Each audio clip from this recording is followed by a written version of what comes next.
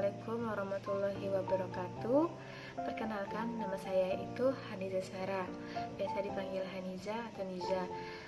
Di sini NIM saya yaitu 1803163. Saya berasal dari program studi Pendidikan Biologi 2018 dari Universitas Negeri Padang. Video ini adalah video yang dikhususkan untuk praktiko fisiologi tumbuhan, yaitu menjelaskan mengenai proses fotosintesis. Di sini saya akan menjelaskan mengenai pengertian fotosintesis, proses fotosintesis, reaksi fotosintesis, dan faktor-faktor yang mempengaruhi fotosintesis. Seperti yang teman-teman tahu bahwa fotosintesis ini sangat berperan penting bagi tumbuhan, dikarenakan proses fotosintesis adalah proses yang berperan dalam pembentukan makanan bagi tumbuhan. Jika tidak adanya proses fotosintesis, maka tumbuhan akan mati atau layu. Begitu pula dengan sebaliknya, jika proses fotosintesis ada, maka tumbuhan akan hidup dan mendapatkan makanannya. Fotosintesis berasal dari dua kata, yaitu foton dan sintesis, yang artinya foton yang artinya cahaya dan sintesis artinya penyusunan. Dan dapat diartikan bahwa fotosintesis merupakan penyusunan bahan kimia kompleks yang membutuhkan cahaya matahari. Fotosintesis ini adalah penggabungan dari CO2 dan H2O dalam membentuk gula dengan bantuan cahaya matahari. Fotosintesis ini berperan penting bagi tumbuhan karena membawa karbohidrat yang berupa glukosa. Fotosintesis terjadi pada organel kloroplas dengan bantuan pigmen, yaitu pigmen klorofil. Reaksi fotosintesis pada pertukaran gas yaitu 6CO2 ditambah 6H2O, C6H12 dan O6 ditambah dengan 6O2. Kemudian cahaya matahari terdiri dari beberapa spektrum. Nah, beberapa spektrum ini juga memiliki panjang gelombang yang berbeda-beda, sehingga nantinya akan berpengaruh terhadap proses fotosintesis yang berbeda pula. Kemudian, pada cahaya matahari ini juga berpengaruh terhadap intensitas cahaya dengan laju fotosintesis. Jika dicontohkan, jika intensitas cahayanya besar, maka proses fotosintesis yang berlangsung akan terjadi di keseluruhan, yang artinya proses fotosintesis pun akan besar pula. Begitu pula dengan sebaliknya, jika intensitas cahaya kecil, maka proses fotosintesis pun akan rendah.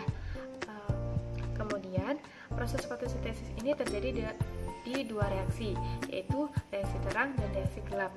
Reaksi terang adalah reaksi yang memerlukan cahaya matahari tentunya, karena nantinya langkah-langkahnya akan mengubah cahaya matahari menjadi energi kimia. Reaksi terang terjadi di kloroplas, tepatnya di tilakoid.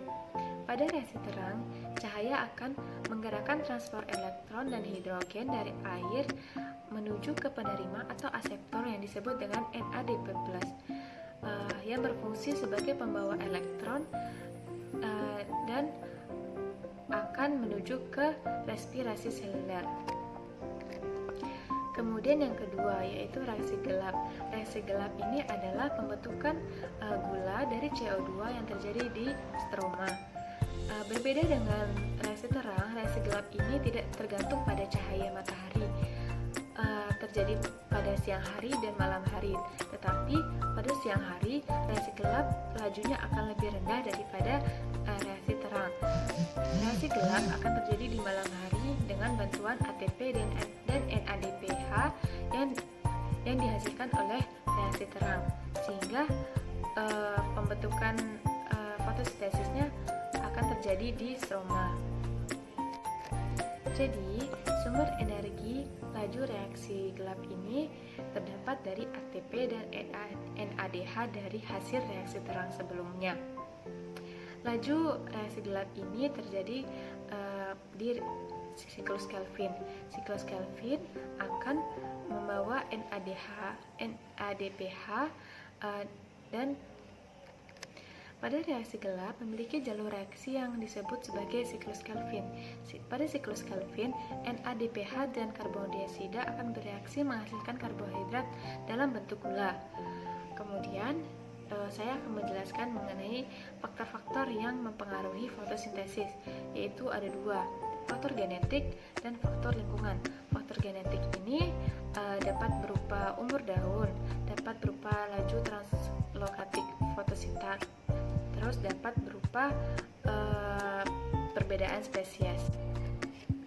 Pada pengaruh laju translokasi fotosintak ini nantinya akan berpengaruh terhadap laju fotosintesis.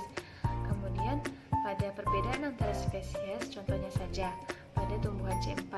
Pada tumbuhan C4 ini laju fotosintesis lebih tinggi atau lebih banyak dibandingkan dengan laju fotosintesis tumbuhan CAM yang lajunya lebih rendah daripada tumbuhan C4.